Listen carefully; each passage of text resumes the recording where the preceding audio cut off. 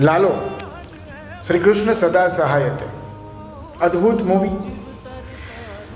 જ્યાં જ્યાં ગુજરાતીઓ વસે છે, એ ગુજરાતથી લઈ અને વિદેશની ધરતી સુધી, અને એ ગુજરાતી સમાજમાં નાના બાળકથી લઈ અને વડીલો સુધી તમામે વખાણેલું, તમામના હૃદય સુધી પહોંચેલું આ ફિલ્મ. ફિલ્મની ખાસિયત એની સાદગી છે, એની સહજતા છે. પાત્રો સાથે, સ્થળો સાથે, વાર્તા સાથેની પ્રમાણિકતા છે. આ પ્રમાણિકતા દરેક પાત્ર જીવી ગયું. સુરત ગોસ્વામી, રીવા રાજ, કરણ જોશી, આ તમામે પોતાના પાત્રોને અમર બનાવી દીધા છે. આ પાત્રો આપણા જીવનને સ્પર્શી શક્યા છે. અને એમાંય લાલાનું પાત્ર મિત્ર કરણ જોશી અદ્ભુત પાત્ર જીવી ગયું. એની ડાયલોગ ડિલિવરી, એની આંખો, હવે એટલું જ ભાવવાહી લાગ્યું કે ખૂબ સ્પર્શે છે આ પાત્ર દરેકને.